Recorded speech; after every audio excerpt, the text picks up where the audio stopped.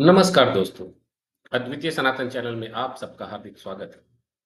मैंने पिछले दिनों एक वीडियो बनाया था, जिसमें 2 वैष्णव गुरुओं, रामभद्राचार्य और कृपालु जी महाराज की वीडियो दिखाई थी, जिसमें ये बताया गया कि एक के अनुसार राम ब्रह्म हैं और विष्णु उनके अवतार, और दूसरे के अनुसार कृष्ण ब्रह्म हैं और उनसे एक और कृष्ण प्रकट होते हैं, फिर उनसे महाविष्णु और अंत में विष्णु।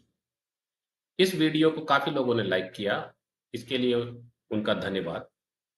पर कुछ लोगों ने नेगेटिव कमेंट्स भी किए। मेरा प्रश्न इन गुरुओं के अनुयायियों से था कि दोनों में कौन सही है और कौन गलत और कैसे। पर यह बताने के बजाय, जैसा कि मेरा अंदेशा था, इन लोगों ने मुझ पे ही कमेंट्स करना शुरू कर दिया और अपने दिमागी अंधेपन का परिचय दे दिया। अगर मैं इन कमेंट्स को ब्रॉडली सेग्रीगेट करूं, तो ये मेनली 3 तरह के हैं। पहला, लोग ये कह रहे हैं कि मैं पहले वेद शास्त्र और अन्य ग्रंथ पढ़ूं और फिर बात करूं। ऐसे कमेंट करने वालों को ये कैसे पता कि मैंने वेद और दूसरे ग्रंथ नहीं पढ़े? व्यूअर्स की जानकारी के लिए बता दूं कि मैंने वेद भी पढ़े हैं, उपनिषद भी और पुराण भी। पर वेद सिर्फ पढ़ने या रटने की चीज नहीं, समझने की चीज है। और ये दोनों गुरु जो बता रहे हैं, वो वेदों में कहीं नहीं लिखा। रही बात उपनिषदों की, तो कुछ उपनिषदों को छोड़ के बाकी सारे उपनिषद पिछले 1000 सालों में लिखे गए हैं। और यही हाल पुराणों का भी है। वो या तो बाद में लिखे गए, या जो पहले थे उनको इंटरपोलेट किया गया।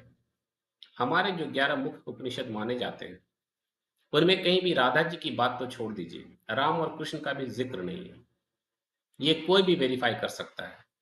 आजकल सारे उपनिषद ऑनलाइन मिल जाते हैं, वो भी फ्री।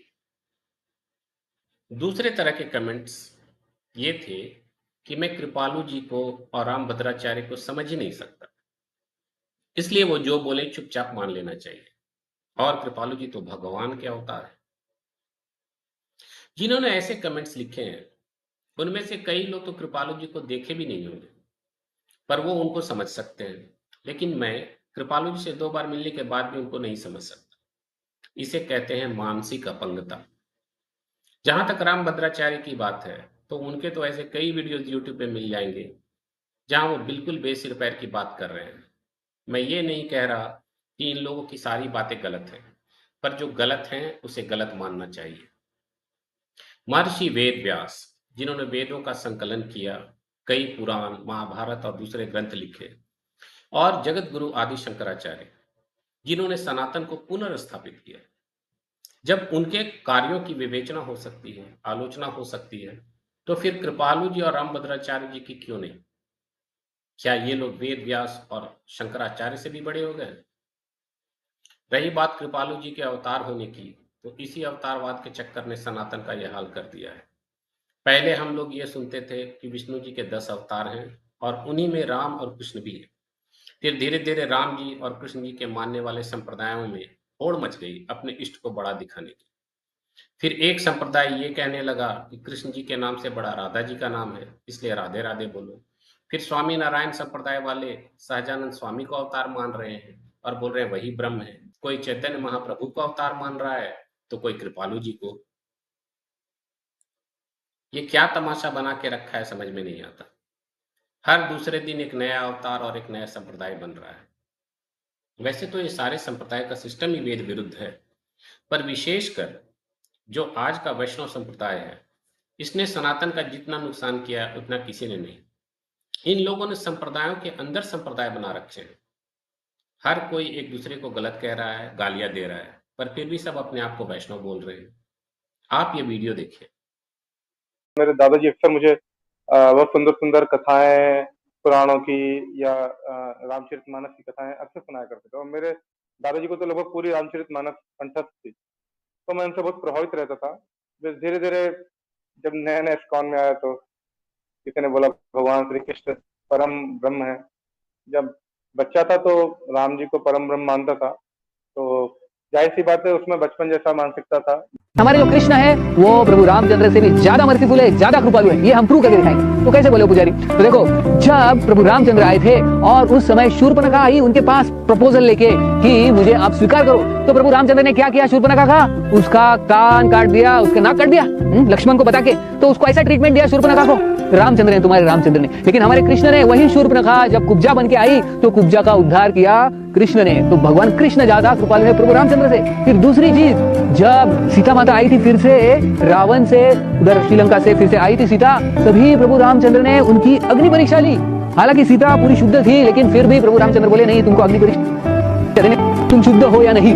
लेकिन देखो हमारे कृष्ण है, जब वो गए और जो 16,100 जो रानियां थी, जो बड़े राजा की बेटियां थी, उनके वो हालांकि नरकासुर के महल में इतने दिनों तक रही, लेकिन फिर भी भगवान ने उनको स्वीकार किया, सबके साथ विवाह किया। उन्होंने कुछ अग्नि परीक्षा वगैरह नहीं ली, उनको ऐसे ही स्वीकार किया। 16,100 जो बेटियां थी बड़े बड़े राजाओं की, हालांकि बाहर रह चुकी थी वो, इसलिए भगवान कृष्ण ज्यादा कृपालु है प्रभु रामचंद्र से। और तीसरी बात, तुम्हारे जो प्रभु रामचंद्र है, उन्होंने बंदरों को कितने काम में लगाया, इतना काम दिया उनको कि ये बड़ा ब्रिज बांधो। जो ब्रिज इतना बड़ा 100 योजन 800 माइल लंबा ब्रिज था, उसको बांधने में सब बंदरों को लगाया। कितना मेहनत करवाया तुम्हारे प्रभु रामचंद्र ने। लेकिन वही बंदरों को हमारे कृष्ण ने क्या किया? माखन खिलाया, माखन खिलाया। जब प्रभु कृष्ण के घर पे ये बंदर आते थे तो उनको फ्री में इतना सारा। कृष्ण तुम्हारे प्रभु रामचंद्र से ज्यादा कृपालु है, इसलिए हम कृष्ण की भक्ति करेंगे और प्रभु रामचंद्र की नहीं, ऐसे उन्होंने प्रूव करके दिया। तो प्रभु रामचंद्र से ज्यादा जो कृष्ण है वो ज्यादा कृपालु है, ये हम देखते हैं। बहुत बहुत धन्यवाद। हरे कृष्ण। एक बहुत बड़ा नुकसान किया इस कान वालों ने, जो नहीं करना चाहिए। तो उन्होंने न जाने कहां से उनको मिल गया प्रमाण। इसको आप सुनिए, हम ब्रज में बैठे हैं, न जाने कहां से उन्हें प्रमाण मिल गया कि कृष्ण भगवान 16 कला के हैं, राम जी जो है 12 कला के हैं। ये जहर बो दिया। अन्य कंपनियां जितना अमेरिका को नहीं देती भारत से, उतना स्कान वाले, स्कान भारत से धन लूटता है और अमेरिका में दे देता है। इसको आप लोग समझ नहीं पा रहे हैं, इसको समझ नहीं पा रहे आप। कितना छलावा किया जा रहा है हमारे यहां। मैंने सीधे चैलेंज किया, अभी कर रहा हूं। कोदो बेच के मैंने नहीं पढ़ा है हो, हाँ कोदो बेच के नहीं पढ़ा है, कोई संकोच नहीं। मेरे सामने आकर कोई ये सिद्ध कर दे कि राम जी 16 कला के नहीं हैं। दशरथ जी का ऐसा भगवान, जो इस कान वाले कहते हैं कि 12 कला राम जी को, 16 कला कृष्ण जी की, उस पर तमाचा लगाया भागवतकार ने।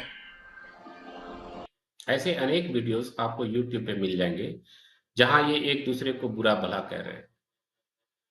इतने पाखंड का प्रमुख कारण ये है कि ये वेदों, उपनिषदों और जो मूल ग्रंथ जैसे रामायण महाभारत, उनको ना मानकर ये पुराणों को मानते हैं। ये पुराणों को सर्वोच्च शास्त्र मानते हैं और ये उनसे ही ये प्रूव करने की कोशिश करते हैं कि भगवान कौन है, ब्रह्म कौन है, चाहे वो बातें वेद विरुद्ध ही क्यों ना। इतना ही नहीं, ये लोग सभी मीडिया प्लेटफॉर्म जैसे कि यूट्यूब, कोरा, इंस्टाग्राम आदि हर जगह पोस्ट पे पोस्ट डालकर अर्थ का अनर्थ करके कुछ भी प्रूव करने की कोशिश करते हैं। और दुख की बात यह है कि आम लोग इन्हीं चीजों को सच मान लेते हैं। तीसरे तरह के जो कमेंट्स हैं वो ये है कि मैं गलत तथ्य बता रहा हूं और नाम अपराध कर रहा हूं। तो पहली बात, मैंने अपने मन से कुछ भी नहीं कहा। इन दोनों गुरुओं ने वीडियो में जो कहा उसे मैंने बस दिखा दिया। ये वीडियो बनाने का मुख्य उद्देश्य ही ये था कि सनातनियों से, विशेषकर वैष्णवों से ये जानना चाहता था कि वो किसे सही मानते हैं और क्यों।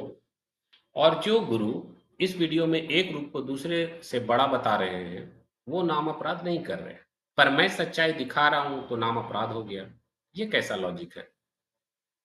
इसीलिए मैं मानता हूं कि आज सनातन में इतना पाखंड आ गया है कि ये किसी अब्राह्मिक रिलीजन की तरह लगने लगा है। मैं एक बार फिर क्लियर कर देना चाहता हूं कि मैं विष्णु, राम या कृष्ण की भक्ति के विरुद्ध नहीं। मैं उन पाखंडियों के खिलाफ हूं जो हमारे देवी देवता के नाम पे पागलपन बेच रहे हैं। इनमें से ज्यादातर गुरु खुद तो शादीशुदा होते हैं, उनके परिवार भी होते हैं, पर अपने शिष्यों को उनके परिवार से अलग कर देते हैं। मुझे ये समझ में नहीं आता कि इन संस्थाओं को ज्वाइन करने वाले ये सवाल अपने गुरुओं से और खुद अपने आप से क्यों नहीं पूछते।